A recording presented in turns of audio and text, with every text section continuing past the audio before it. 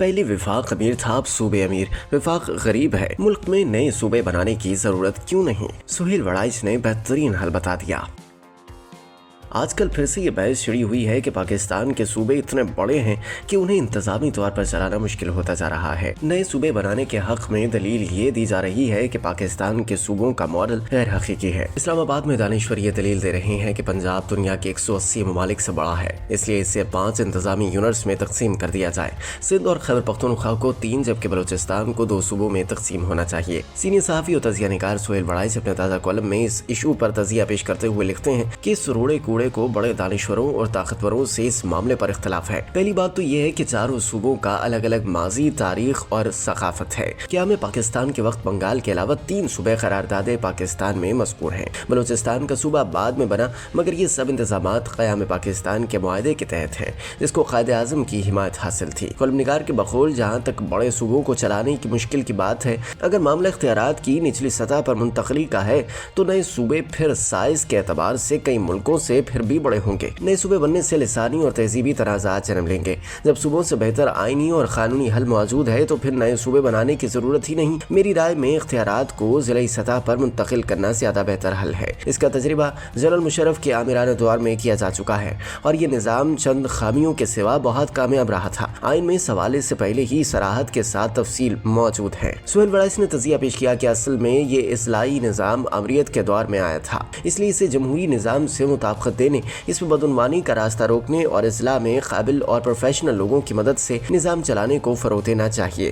اضلاعی نظام نے اختیارات کو عوام تک پہنچا دیا تھا، فیصلے مقامی سطح پر ہونے لگے تھے اور یہ فیصلے مقامی لوگوں کے مفاد میں تھے، مگر اضلاع میں ابھی کیپیسٹی کی کمی تھی۔ پلاننگ کرنے والے پروفیشنل نہیں تھے، اس سطح پر آرکیٹیکٹ نہیں تھے، ٹریفک انجینئر نہیں تھے، ماحولیات کے ماہر نہیں تھے، پھر چیک اینڈ بیلنس کی کمی تھی، کچھ اسٹرکچرل خامیاں بھی تھیں، جیسے ٹاؤن کمیٹیوں اور میونسپل کمیٹیوں کو ختم کرنے کا فیصلہ غلط ثابت ہوا، مگر اصولی طور پر اضلاعی نظام جمہوریت کے بہت قریب تھا۔ جلد ہی صوبوں نے اضلاع کے مالی اور انتظامی اختیارات سلب کر لیے۔ نوکرشاہی کی اس وقت تک تسلی نہ ہوئی جب تک ڈپٹی کمشنر کا فرسودہ نظام دوبارہ بحال نہیں ہوا۔ سینئر صحافی نے نئے صوبوں کے قیام کی صورت میں پیش آنے والے ممکنہ مسائل کی نشاندہی کی کہ نئے صوبے بنانے کا مقصد اگر تو مؤثر انتظامی کنٹرول، بہتر مینجمنٹ اور بہتر منصوبہ بندی ہے تو یہی مقصد اضلاع تک لے جانا زیادہ مفید ہوگا۔ اضلاع کا نظام پہلے سے موجود ہے، صوبے بنیں گے تو اربوں روپے ان کے ہینڈ کوارٹرز پر لگیں گے، صوبائی اسمبلیاں بنیں گی، سیکریٹریٹ بنیں گے، غرض یہ کہ نہ رکنے والا سلسلہ شروع ہوگا۔ اضلاع میں پہلے سے انفراسٹرکچر بنا ہوا ہے، صرف اس کی کیپیسٹی بڑھانے کی ضرورت ہے۔ سہیل وڑائچ نے اپنی رائے کا اظہار کرتے ہوئے لکھا کہ مسئلہ نئے صوبوں سے حل نہیں ہوگا، کیونکہ اصل معاملہ اختیارات کی منتقلی کا ہے، جس پر پاکستان میں کوئی بھی تیار نظر نہیں آتا۔ کسی زمانے میں وفاق مضبوط ہوا کرتا تھا اور سارے صوبے وفاق سے ناراض رہا کرتے تھے۔ مشرقی پاکستان کی علیحدگی کی بڑی وجہ وفاق سے صوبوں کو اختیارات کی منتقلی کا نہ ہونا تھا۔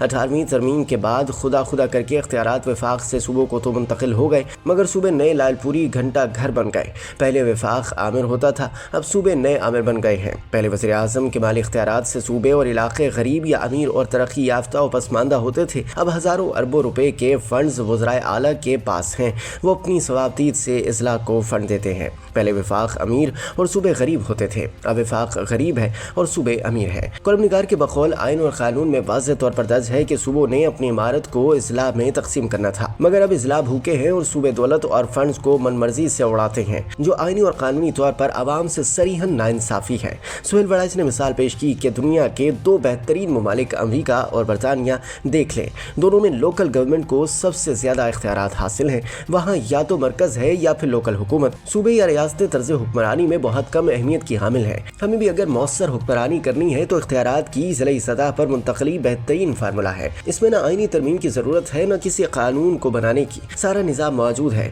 صرف اس پر عمل کرنا ہے۔ ایک دفعہ یہ نافذ بھی رہ چکا ہے، اس کی خامیاں دور کی جائیں تو یہ اور بہتر شکل میں بآسانی نافذ العمل ہو سکتا ہے۔ سینئر صحافی نے ایک مفید مشورہ دیتے ہوئے تجزیہ پیش کیا کہ پاکستان شروع ہی سے نت نئے تجربات کی آماج کا بنا رہا ہے۔ صوبے ہمیشہ سے اس ملک کا ایک حساس ترین موضوع رہے ہیں۔ سندھ، بلوچستان اور خیبر پختونخوا کو وفاق اور پنجاب دونوں سے شکایت رہی ہے۔ ایسے میں نئے صوبے بنا कर एक नया कट्टा न खोला जाए। पाकिस्तान पहले ही सियासी, माशी और सिक्योरिटी मामलात में उलझा हुआ है। सूबाई लसानी और कौमियती मसाइल को छेड़ना खतरे से खाली न होगा। सूबाई फॉल्ट लाइन की वजह से मशरक़ी पाकिस्तान में गलत फहमियाँ फैली। अब भी हर सूबे के पास शिकायत के दफ्तर हैं। इन्हें न हल किया जा सकता है, न उन शिकायत को पैदा होने से रोका जा सकता है। मॉडर्न रियासत मवासलात यानी इब्लागी और शहराती तरक्की से आवाम को करीब ले आती है और इख्तियारात को नीचे मुंतकिल करके खुद मुल्की मसाइल पर तवज्जो देती है। तालीम, सेहत, सफाई, मुसालहती अदालतें सब कुछ इज़्लाई निज़ाम के हवाले करें। सूबे पॉलिसी साजी करें, फंड्स इज़्ला में तकसीम करें, मरकज़ मईशत, दिफा और पॉलिसियों पर चेक एंड बैलेंस रखे। यही बेहतरीन तर्ज हुक्मरानी का कामयाब और जदीद तरीन फार्मूला है।